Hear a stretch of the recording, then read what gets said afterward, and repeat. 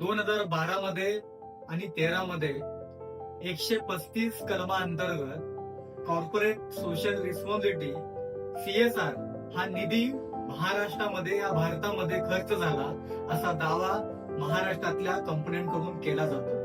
पण आज जर बघायला गेलं तर महाराष्ट्रामध्ये 28,80,000 संस्था सामाजिक क्षेत्रामध्ये कार्यरत आहेत, पण निधी अभावी ते सामाजिक काम करू शकत नाही.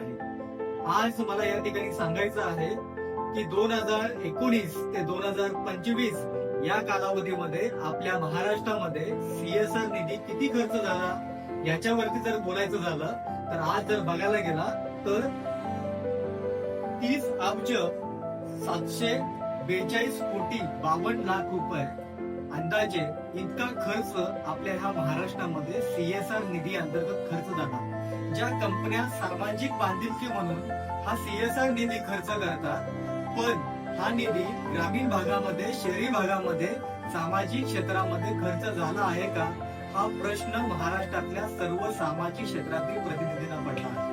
पण यावर चर्चा करत असताना प्रश्न एवढाच आहे की ज्या नियमावली शासनाने CSR कंपन्यांना दिली आहे की हा निधी सामाजिक संस्थांमध्ये काम करणाऱ्या प्रतिनिधींना, त्या संस्थेना मिळायला हवा, त्यांच्याकडे कोणत्याही प्रकारची डॉक्युमेंट क्लिअर नसताना, पूर्ण नसताना हा निधी इतक्या प्रमाणात, मोठ्या प्रमाणात महाराष्ट्रामध्ये खर्च होतो आणि तो आपल्याला कळत नाही.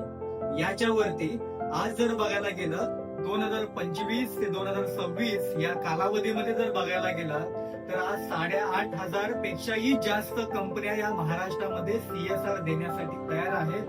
आणि या माध्यमातून जर आपण पाहायला गेलं तर आता सध्या 7,295 कोटी 44 लाख इतका CSR निधी या कंपन्यांकडे उपलब्ध आहे.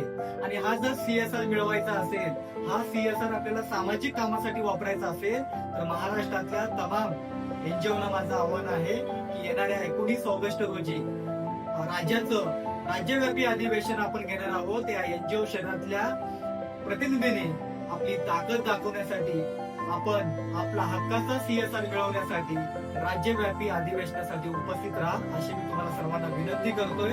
आणि आपण तुर्तास रजा घेतोय आणि येणाऱ्या 19 तारखेला मला जे काही बोलायचं आहे ते सविस्तर मी तुमच्याशी बोलणार आहे.